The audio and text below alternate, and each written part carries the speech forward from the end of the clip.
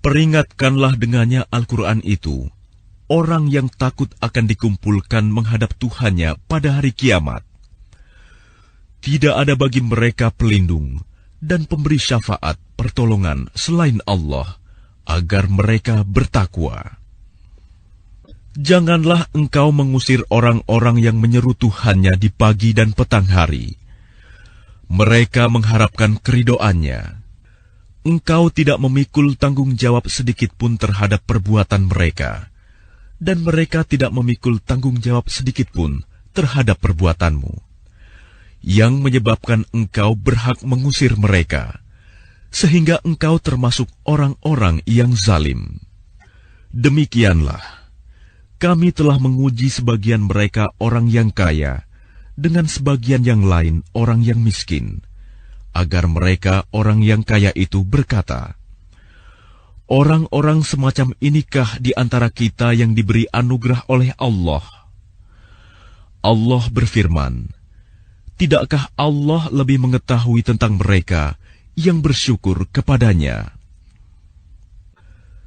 Dan apabila orang-orang yang beriman kepada ayat-ayat kami datang kepadamu, maka katakanlah, Salamun alaikum, selamat sejahtera untuk kamu.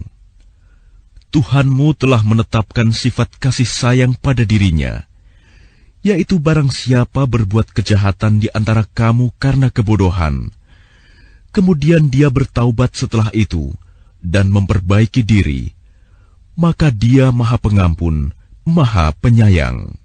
Dan demikianlah kami terangkan ayat-ayat Al-Quran, agar terlihat jelas jalan orang-orang yang saleh, dan agar terlihat jelas pula jalan orang-orang yang berdosa. Katakanlah Muhammad, aku dilarang menyembah Tuhan-Tuhan yang kamu sembah selain Allah. Katakanlah, aku tidak akan mengikuti keinginanmu.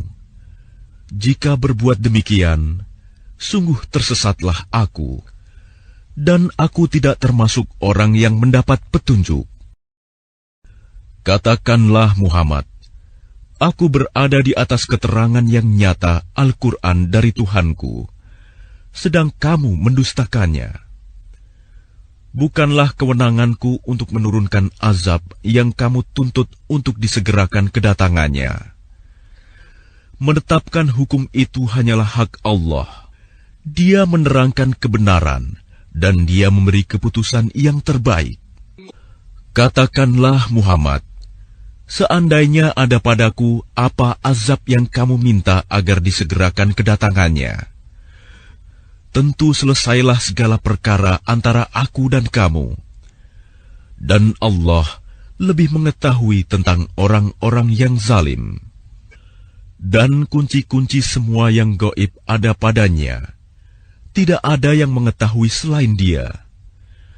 Dia mengetahui apa yang ada di darat dan di laut.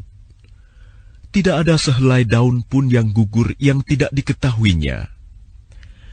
Tidak ada sebutir biji pun dalam kegelapan bumi, dan tidak pula sesuatu yang basah atau yang kering, yang tidak tertulis dalam kitab yang nyata, Lauh Mahfuz.